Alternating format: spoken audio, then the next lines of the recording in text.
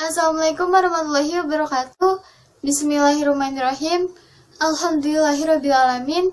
Allahumma sholli ala sayyidina Muhammad wa sallim alaihi wa ala alihi. Yang terhormat Bapak Ibu Guru Madrasah Sarawi Negeri 1 Kota Bogor, yang terhormat Abi Amirullah SPDI selaku guru mata pelajaran Sejarah Kebudayaan Islam kelas 9 serta teman-temanku sekalian. Kami dari kelompok 3 kelas 9J yang beranggotakan Muhammad Fitrah Ramadan, Muhammad Inamullah, Mutiara Sekaranjani, Mutiara Syarifah Halim, dan Nadia Zahra. Pembahasan yang akan kita bahas kali ini yaitu mengenai kerajaan-kerajaan. Yang pertama ada Kerajaan Demak, Kerajaan Pajang, Kerajaan Cirebon, Kerajaan Banten, dan Kerajaan Mataram Islam.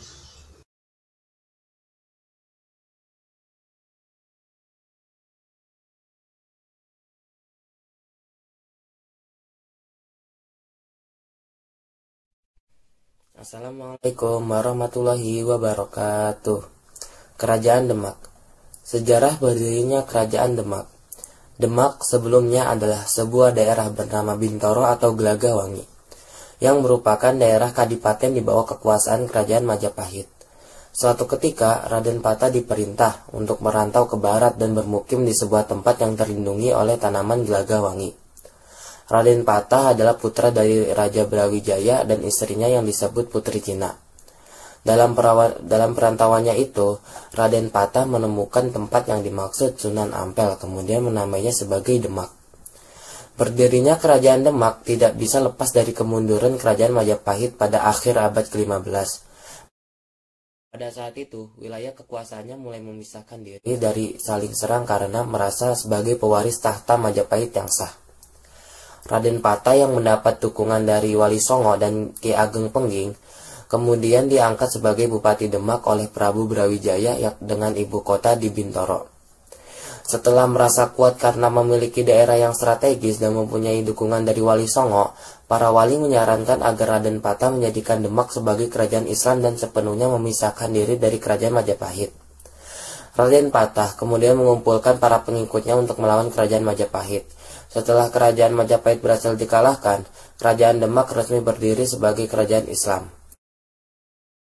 Ada banyak versi tentang tahun berdirinya Kerajaan Demak. Beberapa sejarawan berpendapat Kesultanan Demak didirikan pada tahun 1500 Masehi, dan sebagian lainnya meyakini tahun 1478 Masehi, atau setahun sebelum berdirinya Masjid Agung Demak. Masa kejayaan dan runtuhnya Kerajaan Demak. Setelah Raden Patah wafat pada tahun 1518 Masehi, tahta Demak dilanjutkan oleh putranya Adipati Unus pada tahun 1518 sampai 1521 Masehi. Kemudian Sultan Trenggono pada tahun 1521 sampai 1546 Masehi.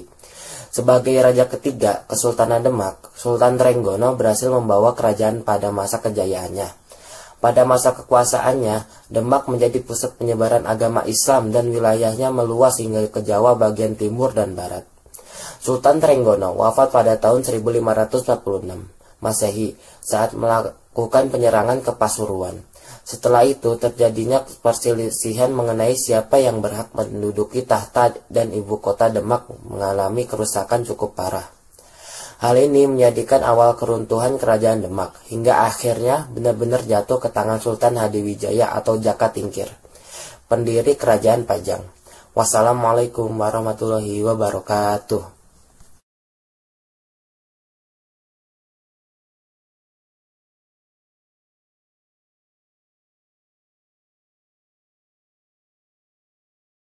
Assalamualaikum warahmatullahi wabarakatuh. Kerajaan Pajang. Keturunan Sultan Pajang berasal dari pengging kerajaan kuno di Boyolali yang dipimpin oleh Adyaningrat. Adyaningrat memakai nama Jaka Sanagara atau Jakabodo, yang masih memiliki kekerabatan dengan keluarga Raja Majapahit. Majapahit ditaklukkan orang-orang Islam pada 1625. Pengging berdaulat hingga di bawah pemerintahan Kebo Kenanga yang bergelar Ki Ageng Pengging. Ki Ageng Pengging wafat karena dibunuh oleh Sunan Kudus.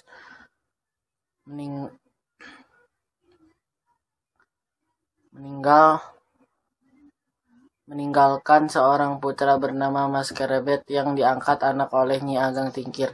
Mas Kerebet lebih dikenal sebagai Jaka Tingkir memutuskan untuk mengabdi pada Kesultanan Demak. Kesultanan Demak mengutus Jaka Tingkir mendirikan kerajaan Pajang sekaligus menjadi raja pertamanya dengan gelar Sultan Hadiwijaya. Kesultanan Demak mengalami pemunduran dan diserang Arya Penangsang. Sultan Hadiwijaya maju untuk menghadapinya. Hadiwijaya berhasil membunuh Arya Penangsang dan menjadi pewaris tahta Kesultanan Demak dan memindahkan ibu kotanya ke Pajang. Kerajaan Pajang resmi berdiri pada 1568 Masehi. Raja-raja kerajaan Pajang selama 21 berdiri. 3 raja yang pernah bertahta di kerajaan Pajang, Jaka Tingkir atau Sultan Hadiwijaya tahun 1568 sampai 1583 Masehi. Arya Pangiri atau Ngawantipura pada tahun 1583 sampai 1586 Masehi. Pangeran Benawa atau Prabu Wijaya pada tahun 1586 sampai 1587 Masehi. Kesultanan Hadiwijaya berkuasa selama 15 tahun. Ia berhasil mengantarkan Pajang mencapai puncak kejayaan. Wilayah kekuasaan kerajaan Pajang mencapai Madiun, Blora, dan Kediri.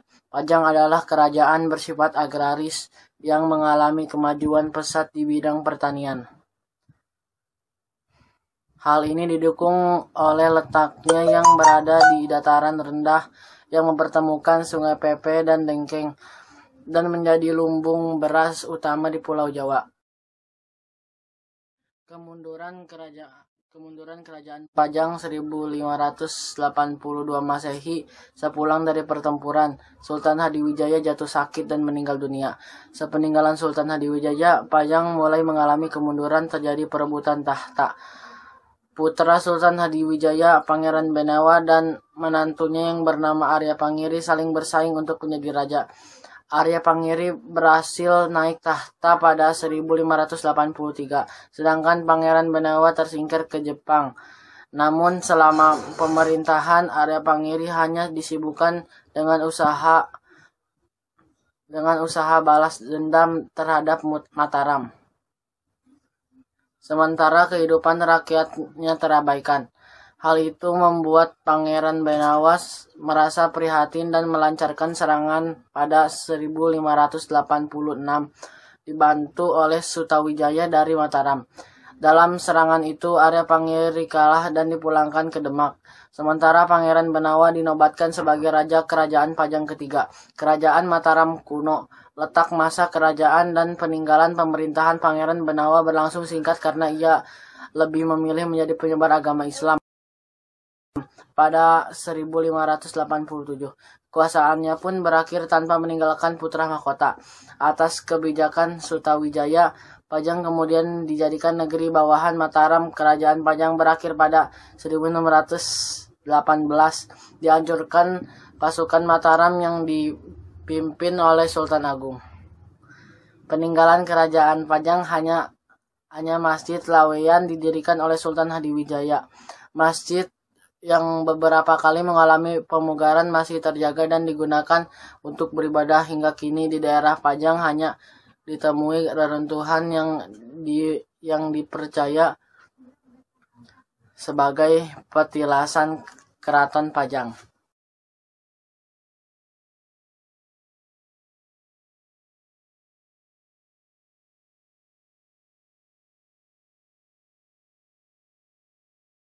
Assalamualaikum warahmatullahi wabarakatuh. Saya akan menjelaskan tentang Kerajaan Cirebon. Kerajaan Cirebon adalah kerajaan Islam di Pulau Jawa yang berdiri antara abad ke-15 hingga abad ke-17. Terdapat dua pendapat mengenai asal-usul nama Cirebon. Menurut Babat Cirebon, kata Cirebon berasal dari kata ci dan rebon yang artinya udang kecil.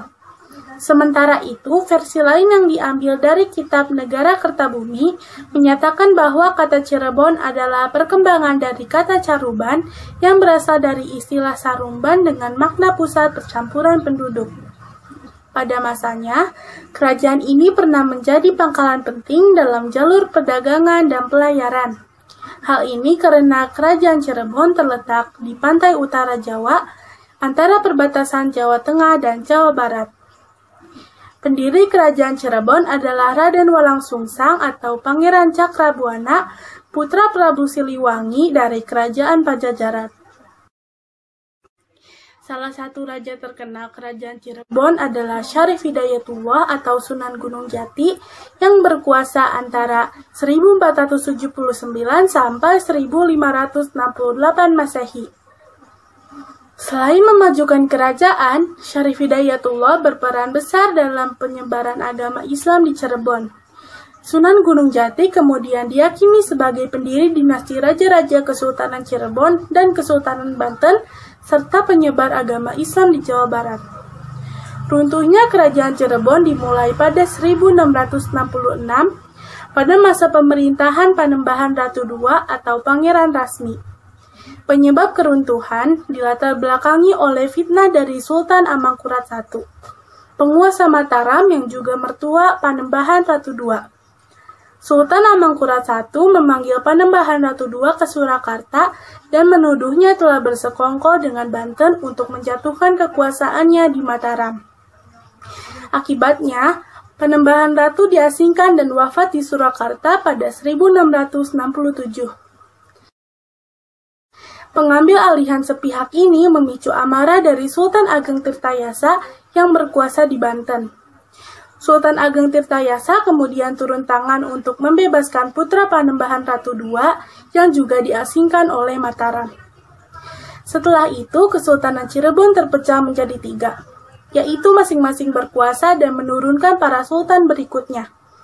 Pecahnya kesultanan juga menandai runtuhnya kerajaan Cirebon karena keadaan semakin diperkeruh oleh politik adu domba VOC. Peninggalan kerajaan Cirebon antara lain Keraton Kasepuhan, Keraton Kanoman, Keraton Kacirebon, Masjid Agung Cirebon, dan Makam Sunan Gunung Jati. Wassalamualaikum warahmatullahi wabarakatuh.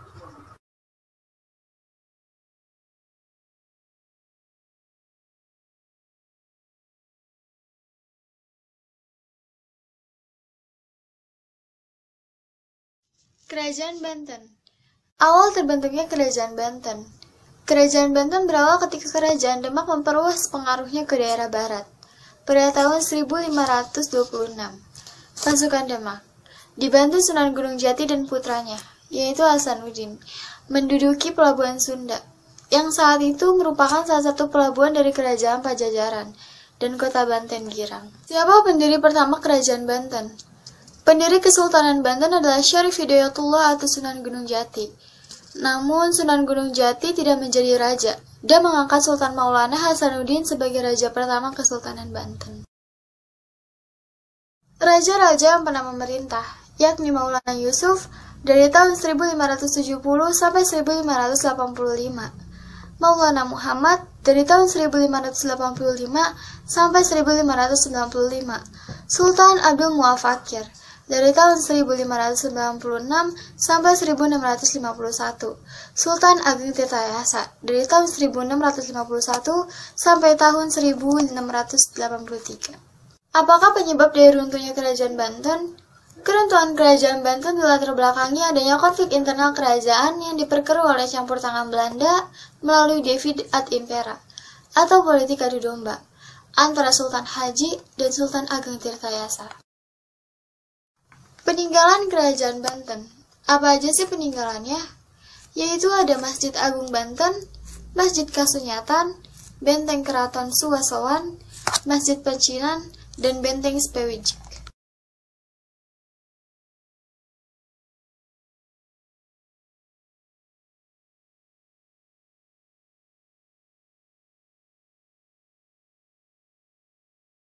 Kerajaan Mataram Islam. Singkatnya, Mataram berdiri pada tahun 1586 dengan raja pertamanya Sutawijaya yang bergelar Penembahan Senopati. Setelah ia wafat pada tahun 1601, pemerintahan dilanjutkan putranya yang bernama Raden Mas Rangsang atau Sultan Agung. Mataram mencapai kejayaan pada masa Sultan Agung. Pengaruh Mataram memudar setelah Sultan Agung meninggal pada tahun 1645.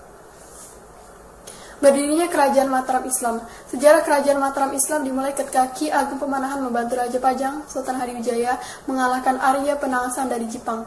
Atas jasanya, Ki Ageng Pemanahan dianugerahi wilayah tanah di Hutan Mentawak yang sekarang Kota Gede, Yogyakarta. Ki Ageng Pemanahan membangun tanah tersebut menjadi desa yang makmur dan setelah ia meninggal, perannya diteruskan oleh putranya, Danang Sutawijaya. Setelah itu, Sutawijaya mulai memberontak pada Pajang yang masih dipimpin oleh Sultan Hadiwijaya. Pertempuran antara Pajang dan Mataram berhasil dimenangkan oleh Sutawijaya. Setelah Sultan Hadiwijaya sakit dan akhirnya wafat, Sutawijaya mendirikan Kesultanan Mataram. Kehidupan politik Kerajaan Mataram Islam. Sebagai pendiri dan raja pertama Kerajaan Mataram Islam, Sutawijaya menghadapi banyak rintangan, terutama dari bupati di pantai utara Jawa yang dulunya tunduk kepada Pajang. Mereka terus melakukan pemberontakan karena ingin melepaskan diri dari Pajang dan menjadi kerajaan yang merdeka. Kendati demikian, Sutawijaya tetap berhasil melakukan perluasan wilayah hingga berhasil menduduki seluruh wilayah Jawa Tengah dan Jawa Timur. Kesultanan Mataram mencapai puncak kejayaan pada masa pemerintahan Sultan Agung tahun 1613 sampai 1645 Masehi. Kehidupan ekonomi Kerajaan Mataram Islam. Letak Kerajaan Mataram Islam berpusat di Kota Gede, Yogyakarta. Karena posisinya berada di pedalaman, kerajaan ini menggantungkan perekonomiannya pada hasil pertanian, sedangkan daerah pesisir pantai di wilayah yang dikuasai tidak dimanfaatkan. Dengan mengandalkan pertanian, Mataram melakukan penaklukan ke beberapa kerajaan di Jawa Timur dan Jawa Barat. Penarikan upeti dari wilayah-wilayah kekuasaan penghasil beras membuat perekonomiannya berkembang dengan cepat.